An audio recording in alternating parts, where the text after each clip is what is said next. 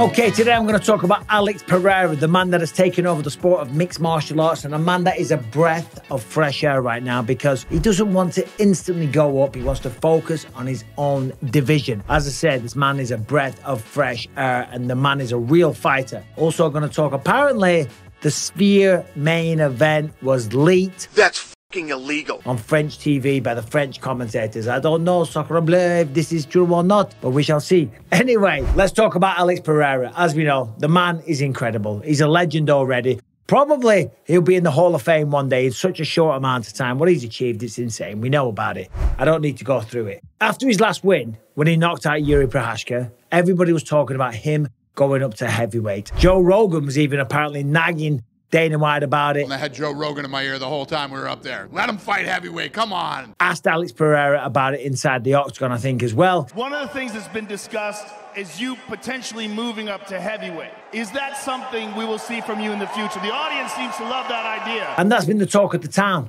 And he's been getting called out by the champs. Tom Aspinall has said, listen, I would love to fight Alex Pereira. I really, really respect what he's done. Does that mean that I don't want to fight him? No, I absolutely want to fight him, but I'm sure there'll be a time and a place for it. Of course, Tom's got a big fight coming up against Curtis Blades, UFC 304 in Manchester. I'll be there for that. Very excited for it. But he's down to fight Alex Pereira. And no doubt, John Jones is down to fight Alex Pereira as well. In fact, there's even people out there right now saying, forget about John Jones versus Stipe Miocic. The fight that needs to happen is John Jones, the greatest of all time and the heavyweight champion, the greatest light heavyweight that the sport has ever seen, versus Alex Potan Pereira. Book the fight, make it happen. Well, guess what? Pereira is not interested. Oh no, that is correct. Here's what he had to say. First of all, he said, I'm not taking anything away from Aspinall. I respect him a lot. He's an incredible athlete, a guy that is very dangerous technically. I'm just talking about fighting for an interim belt. There's no point for me. So I ruled that out. There is no possibility to fight him right now. If he was the champion and he said that, of course, we would be promoting that fight. I would force it more. But there is no point fighting for the interim belt right now. And as much as I'm a fan of Tom Aspinall, I've got to agree with Alex Pereira here. He's a two-weight division champion. The man is the talk of the town, the belle of the ball, and outside of Conor McGregor, the biggest star in combat sports right now. Maybe even bigger than John Jones right now.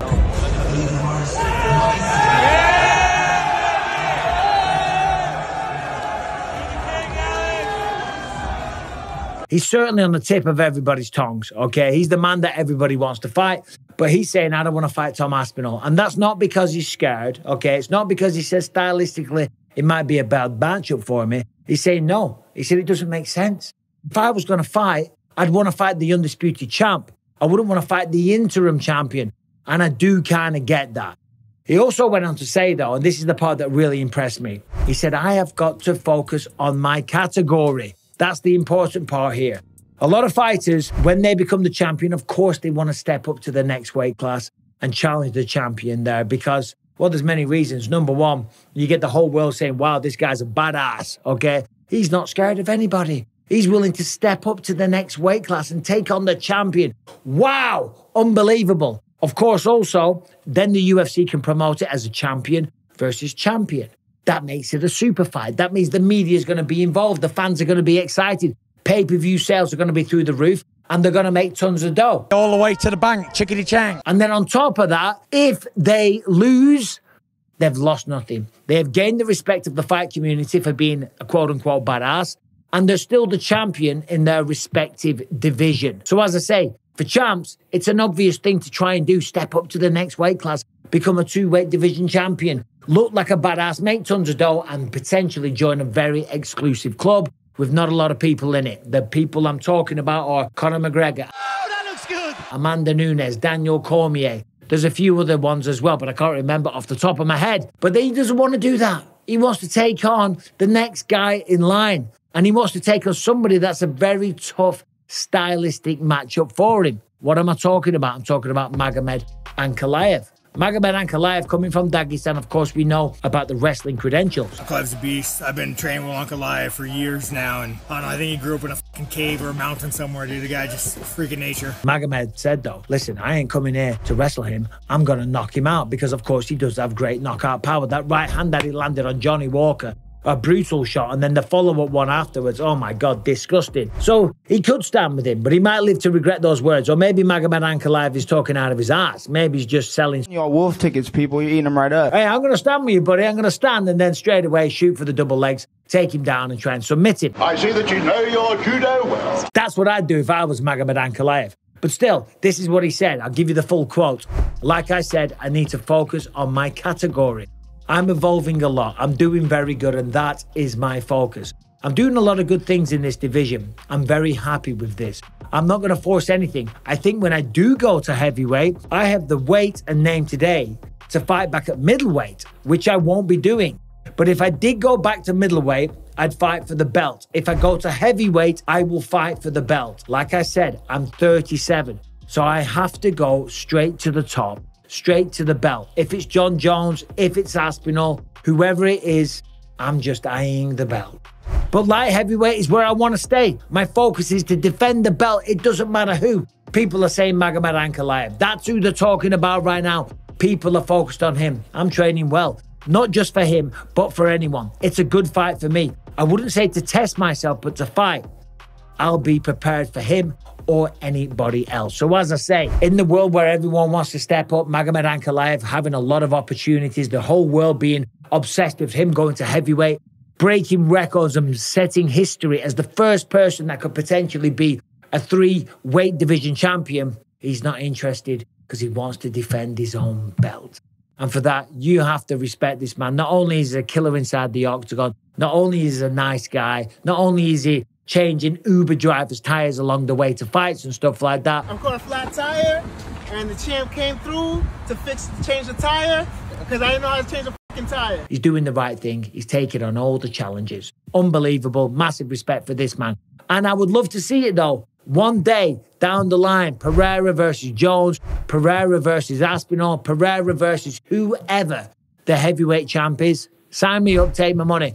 Also, I did say this. I said I would talk about the Sphere. So the Sphere is going to be a huge event. UFC Noche, it's Mexican Independence Day. Dana White's booked the Sphere, which cost like $2.6 billion to build. Dana White said he's already spent millions of dollars promoting this event because it's going to be a one-off, okay? This year, going into Mexican Independence Day, I'm going to pull off the greatest live sporting event ever done in the Sphere, and it is going to be a love letter to Mexican fighters. You have no idea how big and how badass this is going to be. If you are Mexican, you have to be at this event or watch this event. To be there live will be an experience that nobody has ever had in combat sports and will never have again. So the fight card they're going to put on is going to be ridiculous. The production values are going to be through the roof.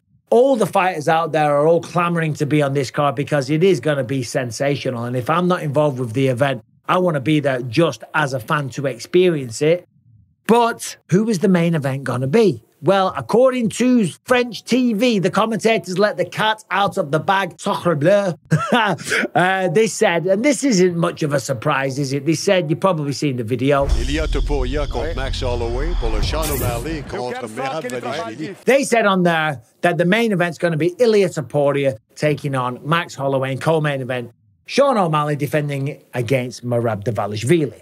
So, 2 tremendous fights, 2 insane title fights, and 2 fights that would make sense, of course. And I don't think it's going to blow anyone's minds that those are the fights, right? Max Holloway versus Ilia Topuria, that is the logical matchup. Of course it is. With what happened to Volkanovski, with him losing to Topuria via vicious knockout and then Islam Makhachev before it, I think it's probably best that Max Holloway steps in, and certainly given that knockout over Justin Gaethje, come on. Max Holloway, his stock has never been higher, and we all want to see him go up against Ilia Topuria. But let's remember, Volkanovski beat Holloway 3 times. Topuria knocked out Volkanovski, but MMA math does not stack up, and that's why this sport is so tremendous.